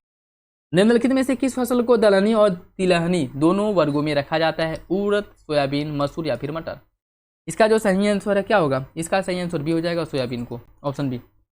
गन्ने की फसल के लिए एमएसपी का प्रावधान नहीं किया गया है। गन्ने की फसल के लिए एफआरपी चीनी मिलों द्वारा किसानों को दिया जाता है। कौन सा विकल्प इसका सही होगा? देखिए, इसका जो सही आंसर है वो हो जाएगा ऑप्शन डी। दोनों विकल्प गलत है, सॉरी, दोनों विकल्प सही है। ठीक है, गन्ने पर एमएसपी नहीं बल्कि एफआरपी लागू होता है और एफआरपी जो दिया जाता है वह जो गन्ना मिल है उनके द्वारा दिया जाता है। और एफआरपी तय कौन करता है? यह राज्य सरकार द्वारा तय किया जाता है कि गन्ना मिलें जो हैं किसानों को इतने रुपए प्रति क्विंटल एफआरपी देंगी। ठीक है, तो सही आंसर डी हो जाएगा। कंचन किस फसल की एक प्रजाति है? कंचल जो है या आंवला की प्रजाति, ऑप्शन बी हो जाएगा। ठीक है, फलों में पैक्टिज की मात्रा ज्ञात करने हेतु निम्नलिखित में से किस यंत्र का प्रयोग किया जाता है? लैक्टोमीटर, रिफ्रैक्टोमीटर, जेलमीटर या फिर स्टोरीमीटर? इसका जो सही आंसर है वो हो जाएगा ऑप्शन सी। जेलीमीटर का उपयोग किया जाता है। ठीक, ऑप्शन सी हो जाएगा, ऑप्शन सी। नेक्स्ट देखिए, भारत के राष्ट्रपति की अध्यादेश जारी करने की शक्ति निम्नलिखित में से किस अधिनियम से प्रेरित है? इंपॉर्टेंट है, बताइए। भारत शासन अधिनियम 1909, भारत शासन अधिनियम 1919, भारत शासन अधिनियम 1935 या फिर भारत शासन अधिनियम 1947? इसका सही आंसर क्या है? इसका जो सही आंसर हो जाएगा ऑप्शन सी, भारत शासन अधिनियम 1935। राष्ट्रपति की अध्यादेश जारी करने की जो शक्ति है इसी में इसका, या कह सकते हैं कि उसकी शक्ति इसी से प्राप्त है, इसी से प्रेरित है। ठीक है, और अध्यादेश जारी करने की शक्ति उसकी जो है 123 में दी गई है। सही आंसर इसका ये हो जाएगा। निम्नलिखित कथनों पर विचार कीजिए। 1946 में भारत में अंतरिम सरकार का गठन किया गया और इसमें कार्यपालिका परिषद के अध्यक्ष जवाहरलाल नेहरू थे। कौन सा विकल्प इसका सही होगा? इसका सही आंसर ए हो जाएगा। पहला आपका सही है, दूसरा गलत हो जाएगा। ठीक है, दूसरा गलत हो जाएगा। जवाहरलाल नेहरू की अगर हम बात करें, वायसराय कार्यपालिका परिषद के अध्यक्ष थे। जो ब्रिटिश वायसराय थे उस समय के, वह कार्यपालिका परिषद के अध्यक्ष थे। बाकी जवाहरलाल नेहरू इसके उपसभापति थे। ठीक, उपाध्यक्ष थे। ठीक, तो दूसरा गलत है, पहला आपका सही हो जाएगा, ऑप्शन ए। भारतीय संविधान की निम्न विशेषताओं पर विचार कीजिए। संघवाद लिया गया है कनाडा के संविधान से। समवर्ती सूची साउथ अफ्रीका, नीति निर्देशक तो आयरलैंड। कौन सा विकल्प इसमें सही है? इसका सही आंसर हो जाएगा ऑप्शन सी। पहला तीसरा सही है। ठीक है, दूसरा गलत है क्योंकि समवर्ती सूची जो लिया गया है ऑस्ट्रेलिया से लिया गया है, ऑस्ट्रेलिया से। ठीक है, दूसरा गलत है, पहला तीसरा सही हो जाएगा। भारतीय संविधान के भाग और उनमें वर्णित विषयों के बारे में देखिए। कौन सा गलत है? भाग 4D में नीति निर्देशक तत्व, भाग 11 केंद्र राज्य संबंध, भाग 15 निर्वाचन और भाग 18 आपातकालीन उपबंध। कौन सा विकल्प इसमें से गलत है ये आपको बताना है। देखिए, इसका जो सही आंसर है वो हो जाएगा ऑप्शन ए, ऑप्शन ए। ठीक है, ऑप्शन ए हो जाएगा। ये 4D नहीं, 4 का होना चाहिए। ठीक है, 4D क्या होता है? 4 का की अगर हम बात करें, इसमें मौलिक कर्तव्यों का उल्लेख किया गया है और भाग 4 जो है इसमें नीति निर्देशक तत्वों का। तो पहला गलत हो जाएगा, बाकी विकल्प सही है। सर्वोच्च न्यायालय के न्यायाधीश पूर्वानुकूल की जो शक्ति दी गई है, किस अनुच्छेद में इनको पूर्वावलोकन की शक्ति दी गई है? 124, 129, 137 या फिर 143? इसका जो सही आंसर है वो हो जाएगा ऑप्शन सी, अनुच्छेद 137 में न्यायिक पूर्वावलोकन की शक्ति प्राप्त है सर्वोच्च न्यायालय को। सही आंसर इसका सी हो जाएगा। बाकी 124 में सर्वोच्च न्यायालय की स्थापना और उसके गठन की बात की गई है। 129 में सर्वोच्च न्यायालय अभिलेख न्यायालय के रूप में कार्य करेगा, इसका उल्लेख मिलता है, ठीक है। और 143 में सर्वोच्च न्यायालय के परामर्शी क्षेत्राधिकार का बात किया गया है, ऑप्शन सी हो जाएगा, ठीक है।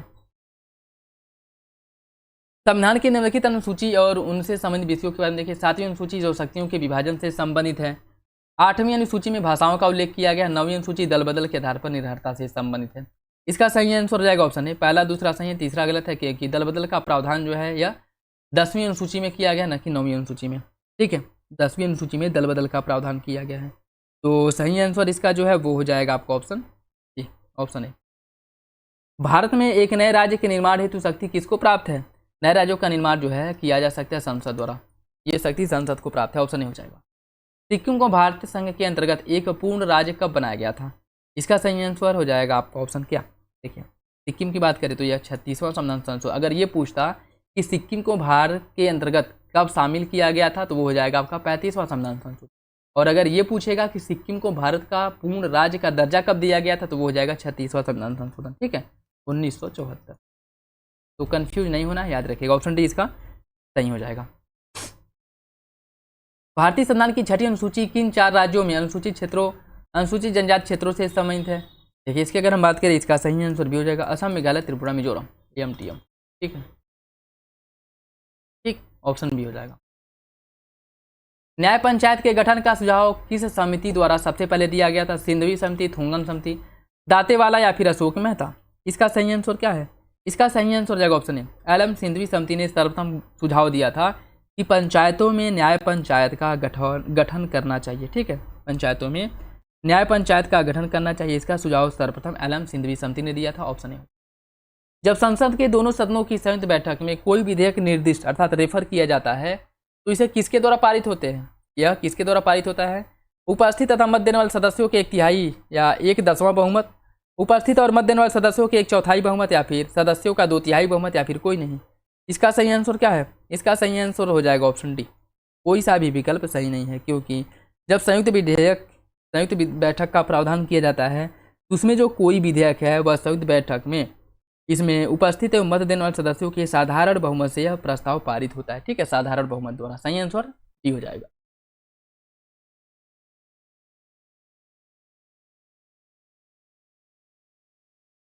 नेक्स्ट देखिए, 1992 के 74वें संशोधन अधिनियम के बारे में कौन सा विकल्प सही है?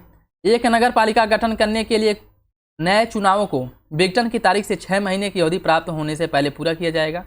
नगर पालिका में चुनाव लड़ने के लिए उम्मीदवारों की न्यूनतम आयु 25 वर्ष होनी चाहिए नगर पालिका में, ठीक है।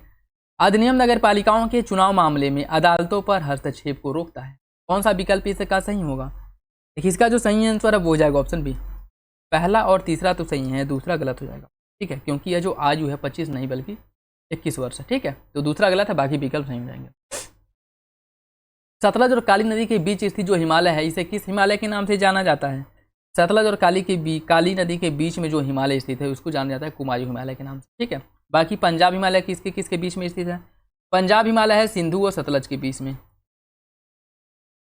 सिंधु एंड सतलज के बीच में है पंजाब हिमालय। कुमायूं हिमालय सतलज और काली के बीच में है।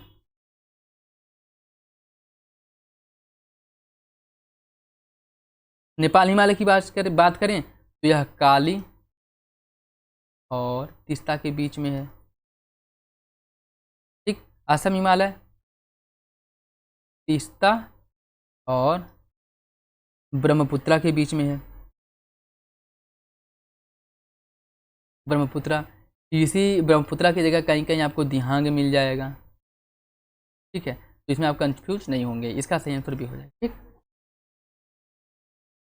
पश्चिमी घाट के संदर्भ में बताइए, इसका उत्तरी भाग दक्षिणी भाग की अपेक्षा अधिक ऊंचा है। उत्तरी भाग दक्षिणी भाग की अपेक्षा अधिक ऊंचा है। इसकी सबसे ऊंची चोटी अनाईमुड़ी है। इसे सह्याद्री के नाम से जाना जाता है। कौन सा विकल्प इसका सही होगा यह बताना है। देखिए, इसका सही आंसर बी हो जाएगा, ठीक है, दूसरा तीसरा सही है, ठीक है, दूसरा तीसरा सही। इसमें क्या करें कि उत्तरी भाग दक्षिणी भाग की अपेक्षा अधिक ऊंचा है। अगर उत्तरी भाग दक्षिणी भाग की अपेक्षा अधिक ऊंचा होता तो दक्षिण भारत की सर्वोच्च चोटी दक्षिण में क्यों पाई जाती है, उत्तर भाग में पाई जाती ना।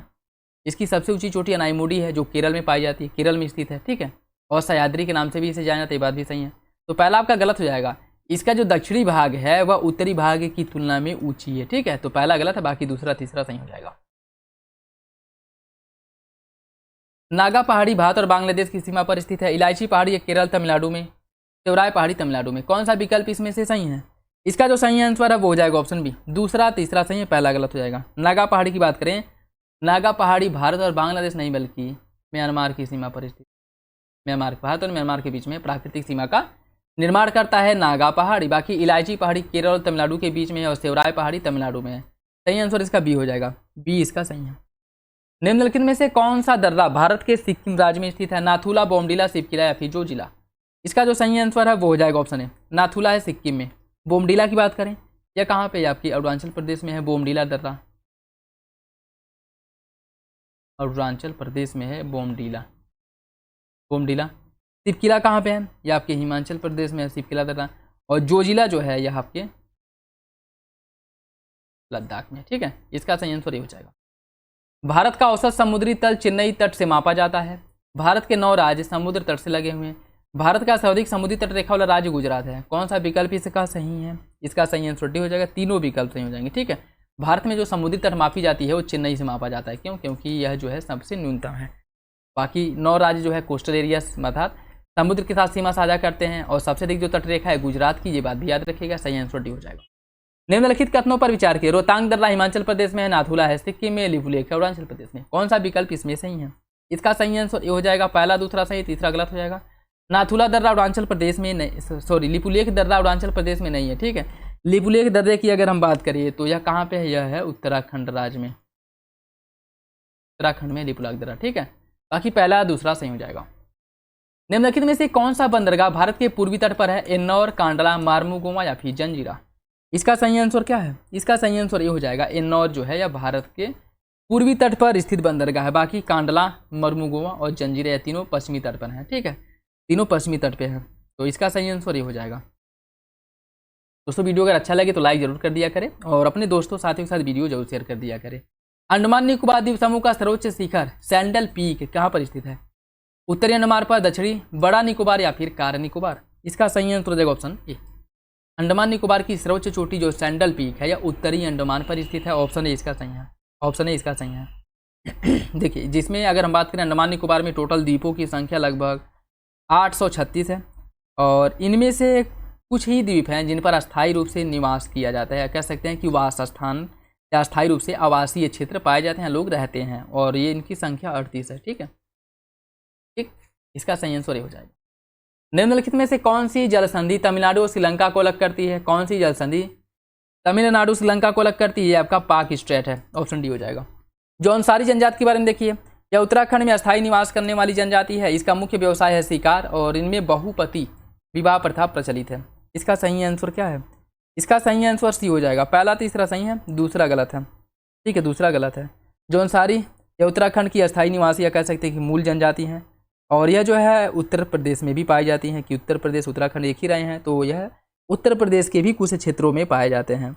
और इनका जो मुख्य व्यवसाय है वह शिकार नहीं बल्कि क्या है? कृषि इनका मुख्य व्यवसाय है, ठीक। और बहुपति मतलब एक जो महिला है एक से अधिक मर्द या कह सकते हैं पुरुष के साथ शादी करती है, ठीक है, मतलब 2-3 पुरुषों के साथ शादी करती है। तो इसमें जो सही आंसर है वो हो जाएगा आपका ऑप्शन सी, पहला तीसरा सही, दूसरा गलत है।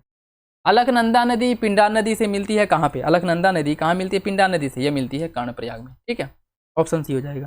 देखिए कर्णप्रयाग में इसको जो आपके 4 संगम हैं इनको अगर हम देखें, रुद्रप्रयाग की बात करें, रुद्रप्रयाग में अलकनंदा,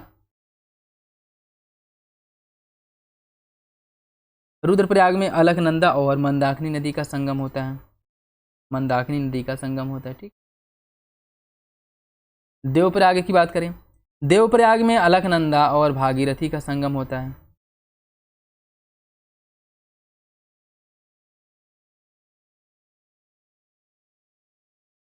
भागीरथी का। कर्णप्रयाग में अलकनंदा पिंडार,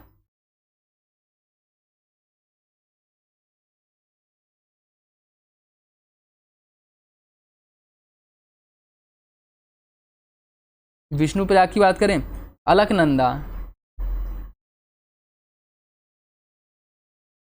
अलकनंदा और धौली गंगा। याद रखिएगा, इसका सही आंसर सी हो जाएगा। ठीक है, रुद्रप्रयाग में अलकनंदा मंदाकिनी, देवप्रयाग में अलकनंदा भागीरथी, कर्णप्रयाग में अलकनंदा पिंडार और विष्णु प्रयाग में अलकनंदा धौली गंगा। इसका सही आंसर सी हो जाएगा।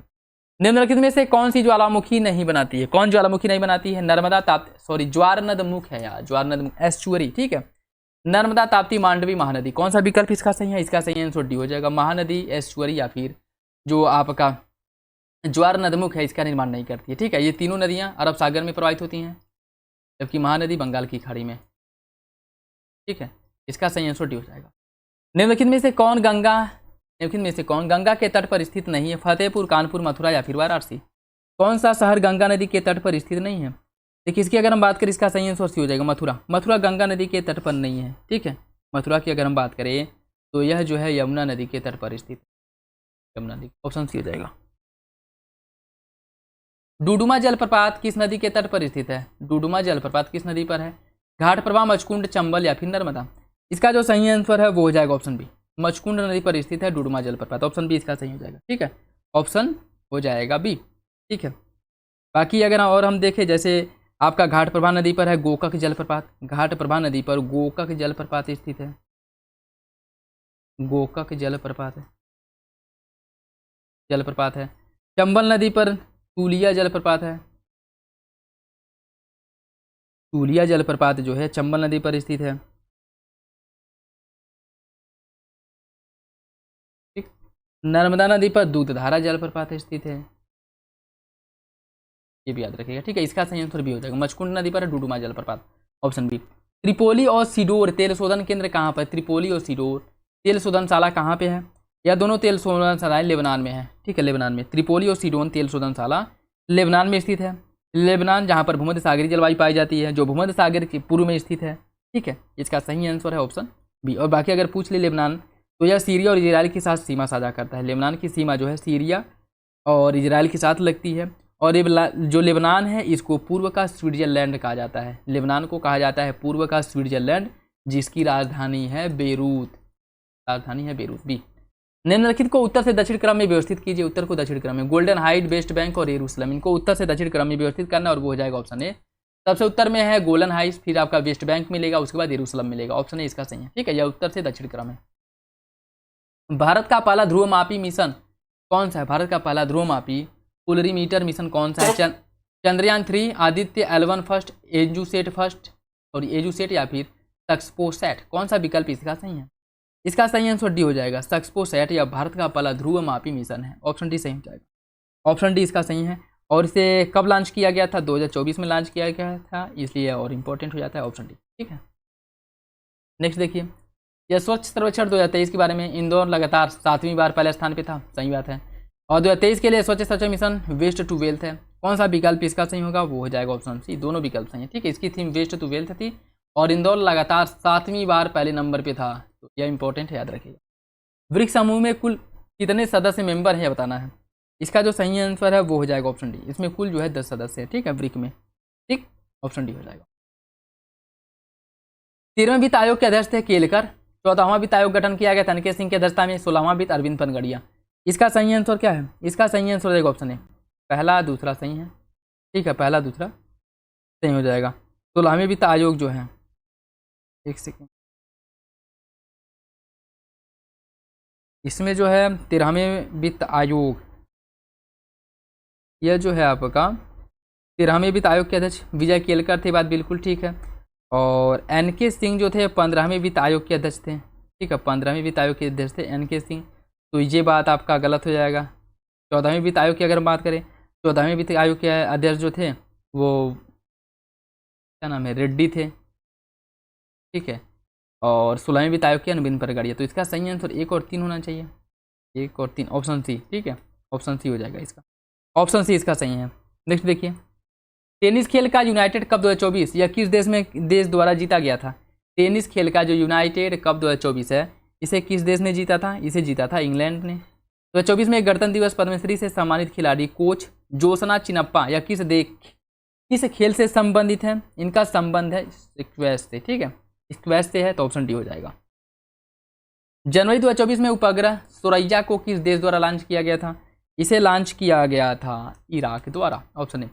और फोर्ब्स द्वारा जारी की गई रिपोर्ट के अनुसार विश्व में सबसे अधिक स्वर्ण भंडार किस देश में है? विश्व में सबसे अधिक जो सोने का भंडार है किस देश में है? यह है अमेरिका में, ऑप्शन ए इसका हो जाएगा। किस राज्य सरकार ने वरिष्ठ नागरिकों के लिए मुख्यमंत्री वायुश्री योजना लॉन्च किया है? उत्तर प्रदेश, मध्य प्रदेश, छत्तीसगढ़ या फिर महाराष्ट्र? यह जो लॉन्च किया गया है महाराष्ट्र द्वारा लॉन्च किया गया, यह भी याद रखिएगा, ऑप्शन डी हो जाएगा। अयोध्या में निर्मित राम मंदिर को किस वास्तुकला शैली में बनाया गया? अयोध्या में जो राम मंदिर का निर्माण किया गया है इसे बनाया गया है नागर शैली में, ऑप्शन ए हो जाएगा। किस संगठन द्वारा global initiative on digital health launch किया गया है? यह जो लॉन्च किया गया है WHO वर्ल्ड हेल्थ ऑर्गेनाइजेशन ने इसे लॉन्च किया, ठीक है। उत्तर प्रदेश सरकार ने आपदा प्रबंधन को बढ़ाने के लिए किस संस्थान के साथ सहयोग करने की बात की है? टाइप किसके द्वारा किया गया है? यह IIT रुड़की के साथ टाइप किया गया उत्तर प्रदेश सरकार द्वारा, ठीक है, जिससे कि आपदा प्रबंधन को कम किया जा सके, सी हो जाएगा।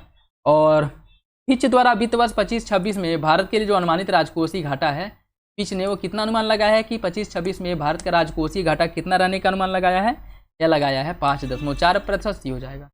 लॉजिस्टिक प्रदर्शन सूचकांक जो रिपोर्ट है इसमें भारत किस नंबर पे था? इसमें भारत था 36वें नंबर पे। विश्व दलहन दिवस कब मनाया जाता है? विश्व दलहन दिवस मनाया जाता है 10 फरवरी को, ये भी याद रखिए। और थानथाई पेरियार वन्यजीव अभयारण्य किस राज्य में है? जो हाल ही में चर्चा में था, थानथाई पेरियार वन्यजीव अभयारण्य, यह जो है आपके स्थित है तमिलनाडु राज्य में, तो बी हो जाएगा, ठीक है। तेलंगाना सरकार द्वारा शुरू किया गया ऑपरेशन स्माइल एक्स, इसका संबंध किससे है? ऑपरेशन स्माइल एक्स जिसकी शुरुआत की गई है तेलंगाना सरकार द्वारा, यह बाल श्रमिकों को बचाने से संबंधित है, ठीक है, ऑप्शन ए। जिरकॉन मिसाइल जो कि सुपरसोनिक मिसाइल है, यह किस देश द्वारा लॉन्च किया गया था? जिरकॉन मिसाइल को लॉन्च किया था रूस ने, सी हो जाएगा। किस संगीतकार को लक्ष्मी नारायण अंतर्राष्ट्रीय पुरस्कार से सम्मानित किया गया था? जतिन ललित, शंकर महादेवन, विशाल या फिर प्यारेलाल? किसे लक्ष्मी नारायण अंतर्राष्ट्रीय पुरस्कार से सम्मानित किया गया है? यह पुरस्कार प्राप्त हुआ है प्यारेलाल को, ऑप्शन डी इसका सही हो जाएगा, ऑप्शन डी प्यारेलाल को। मेरा गांव मेरी धरोहर कार्यक्रम के बारे में कौन सा विकल्प गलत है? यह संस्कृति मंत्रालय के अंतर्गत आता है और इसमें भारत के 22 जिले शामिल हैं। कौन इसमें से गलत है? गलत विकल्प का चयन करना है, इसका सही आंसर डी हो जाएगा, दोनों विकल्प गलत है, ठीक है। संस्कृति मंत्रालय द्वारा शुरू किया गया मेरा गाँव मेरी धरोहर, इसमें क्या पूछा? कौन सा विकल्प इसमें से गलत है, ठीक है, कौन सा विकल्प गलत है? देखिए इसकी अगर हम बात करें तो संस्कृति मंत्रालय द्वारा इसकी शुरुआत की गई है, ये बात बिल्कुल ठीक है, संस्कृति मंत्रालय शुरुआत किया है, ठीक। मेरा गांव मेरी धरोहर, और इसका उद्देश्य क्या है कि 29 राज्य और 7 केंद्र शासित प्रदेशों को शामिल करना और वहाँ के जो गांव हैं, वहाँ की जो कह सकते हैं कि स्थानीय जो संस्कृतियाँ हैं उनको उजागर करना, उनको जो है पहले स्टार्टिंग में जो है उस राज्य के स्तर पर, फिर भारत के स्तर पर, फिर वैश्विक स्तर पर उनकी उपलब्धता को इंगित करना और उसे जो है उसका प्रचार प्रसार करना, ठीक है। तो पहला सही हो जाएगा, दूसरा गलत है, सही आंसर इसका ये है, ठीक है, ये हो जाएगा। यूनाइटेड किंगडम के अंतर्गत क्या आता है? उत्तरी आयरलैंड आ जाएगा, दक्षिणी आयरलैंड आ जाएगा, इंग्लैंड, स्कॉटलैंड और वेल्स। कौन जो है यूनाइटेड किंगडम यूके के अंतर्गत आएगा? देखिए इसकी अगर हम बात करें, इसका जो सही आंसर है वो हो जाएगा ऑप्शन डी, 1 3 4 5, 1 3 4 5। उत्तरी आयरलैंड हो गया, इंग्लैंड, स्कॉटलैंड और वेल्स, यह चारों मिल करके यूके का निर्माण करते हैं। तो याद रखिएगा यूके जो है कोई एक देश नहीं है, ठीक है, यह जो है देशों का समूह है, जिसमें उत्तरी आयरलैंड भी आपको देखने को मिलेगा, इसमें इंग्लैंड भी है, स्कॉटलैंड भी है और वेल्स भी है, ठीक है, वेल्स भी। तो इसका जो सही आंसर है वो हो जाएगा ऑप्शन डी। निम्नलिखित पर्वत श्रेणियों को उत्तर से दक्षिण क्रम में व्यवस्थित कीजिए, उत्तर से दक्षिण क्रम में इन्हें व्यवस्थित करना है। देखिए इसमें गैम्प्रियन पर्वत श्रेणी, फिर पेनाइन है, फिर कैम्ब्रियन है, सही आंसर ये हो जाएगा, ऑप्शन ए इसका सही है। नेक्स्ट देखिए, निम्नलिखित में से कौन सा एक सही सुमिलित नहीं है? फ्यूजियामा जापान का सबसे बड़ा पर्वत है, और त्यानशान है म्यांमार का सर्वप्रमुख पर्वत, माउंट ब्रामा इंडोनेशिया का प्रसिद्ध ज्वालामुखी पर्वत है, और तेनन सांगबाई थाईलैंड का। कौन सा विकल्प इसका गलत है? इसका सही आंसर बी हो जाएगा, ठीक है, बी हो जाएगा। त्यानशान की अगर हम बात करें, यह म्यांमार नहीं बल्कि चीन में स्थित पर्वत है, ठीक है, चीन का सर्वप्रमुख पर्वत है, ठीक। और बाकी म्यांमार का सर्वोच्च पर्वत जो है वो शान पठार है, शान पर्वत, इसका बी हो जाएगा। निम्नलिखित नदियों और उनके पतनों के बारे में देखिए कौन सा विकल्प गलत है? जो बंदरगाह हैं उनके बारे में कौन सा विकल्प गलत है? राइन नदी पर है रॉटरडम बंदरगाह, ब्रीमेन और हनोवर बंदरगाह वीजर नदी पर है। कौन सा विकल्प इसमें से गलत है? इसका जो सही आंसर है वो हो जाएगा ऑप्शन सी, ऑप्शन सी। ठीक है, इसमें क्या पूछा है, कौन सा विकल्प गलत है, तो इसका होना चाहिए रॉटरडम राइन, डी होना चाहिए। ठीक है, इसका ऑप्शन गलत दिया, डी होना चाहिए। ठीक है, क्योंकि राइन बंदरगाह राइन नदी पर स्थित है, रॉटरडम बंदर के बाद बिल्कुल ठीक है, और ब्रीमेन और हनोवर वेजा नदी पर, ये बात भी ठीक है। ठीक है, बाकी अगर और हम देखें तो इसमें आपका जो है एल्ब नदी पर हैम्बर्ग और ब्रासविक बंदरगाह है, ओटर नदी पर स्टैटिन और फ्रैंकफर्ट बंदरगाह है। ठीक है, तीन नदी पर मर्सेलीज, बेरून नदी पर बोर्डो, लार नदी पर सेंट नजारे और नाटे बंदरगाह है। दोनों विकल्प इसका सही हो जाएगा। नेक्स्ट देखिए, इसमें सही विकल्प का चयन करना है। पनामा नहर स्थलखंड को काट करके बनाई गई है। पनामा नहर प्रशांत महासागर और कैरिबियन सागर अर्थात अटलांटिक महासागर को जोड़ती है। इसका सही आंसर क्या होगा, इसका सही आंसर सी हो जाएगा। दोनों विकल्प सही है। चुक्की कमाटा जो तांबे का खान है यह किस देश में है, चुक्की कमाटा जो तांबे का खान है यह है आपके चिली में, ऑप्शन ए हो जाएगा। ठीक है, ऑप्शन ए। बाकी देखिए यहाँ से आपके रीजनिंग के क्वेश्चन शुरू हैं। क्वेश्चन नंबर 124, इसका जो सही आंसर है वो हो जाएगा ऑप्शन ए, ऑप्शन ए हो जाएगा। क्वेश्चन नंबर 125 का सही आंसर है ऑप्शन डी। क्वेश्चन नंबर 126 का सही आंसर हो जाएगा ऑप्शन डी, ऑप्शन डी हो जाएगा। ठीक है, क्वेश्चन नंबर 127, इसका सही आंसर हो जाएगा ऑप्शन ए। क्वेश्चन नंबर 128, इसका सही आंसर ऑप्शन ए हो जाएगा। क्वेश्चन नंबर 129 का सही आंसर ऑप्शन बी हो जाएगा, ऑप्शन बी। क्वेश्चन नंबर 130 जो है इसका सही आंसर हो जाएगा आपका ऑप्शन बी, ऑप्शन बी हो जाएगा। ठीक, ऑप्शन बी हो जाएगा। क्वेश्चन नंबर 131 का सही आंसर ऑप्शन डी हो जाएगा। क्वेश्चन नंबर 132 का सही आंसर है ऑप्शन बी। क्वेश्चन नंबर 133 का जो सही आंसर है वो हो जाएगा option B. Question number 135 question number 134 इसका सही आंसर ऑप्शन ए हो जाएगा। ठीक है, ऑप्शन ए। और क्वेश्चन नंबर 135 इसका सही आंसर हो जाएगा ऑप्शन सी, ऑप्शन सी हो जाएगा। ठीक है, क्वेश्चन नंबर 136 देखिए, जापान का काम किस मंत्रालय द्वारा किया जनगणना का काम किस मंत्रालय द्वारा किया जाता है यह बताना है। गृह मंत्रालय, सांख्यिकी मंत्रालय, वाणिज्य मंत्रालय या फिर मानव संसाधन विकास मंत्रालय। इसका कार्य जो किया जाता है गृह मंत्रालय द्वारा, ऑप्शन ए। जनगणना गृह मंत्रालय द्वारा कराया जाता है और हाल ही में होने वाला है तो इसलिए इंपॉर्टेंट भी है। ठीक है, और इसमें जातिगत जनगणना भी कराई जाएगी, जब लोगों को पता ही होगा, ऑप्शन ए। जनगणना का कार्य किस अधिनियम के तहत किया जाता है। जनगणना अधिनियम 1948, भारत शासन अधिनियम 1935, मियो एक्ट 1972 या फिर जनगणना अधिनियम 1956। किसके द्वारा जनगणना जो होता है किस अधिनियम के माध्यम से होता है। देखिए इसका जो सही आंसर है वो हो जाएगा ऑप्शन ए। जनगणना अधिनियम 1948 के अंतर्गत जनगणना कराया जाता है। मियो द्वारा की गई जनगणना से कई वर्षों पूर्व ही उत्तर प्रदेश के किस शहर की जनगणना सबसे पहले कराई गई थी।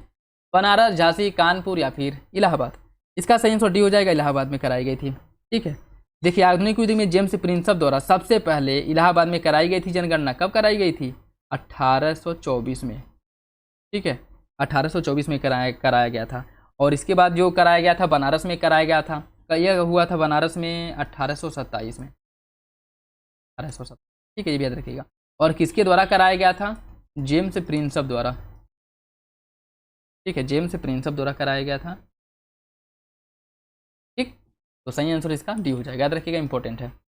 नेक्स्ट देखिए, आज़ादी के बाद सामाजिक, आर्थिक और जाति जनगणना SECC पहली बार कब आयोजित कराया गया था। 47, 71, 2011 या फिर 1991।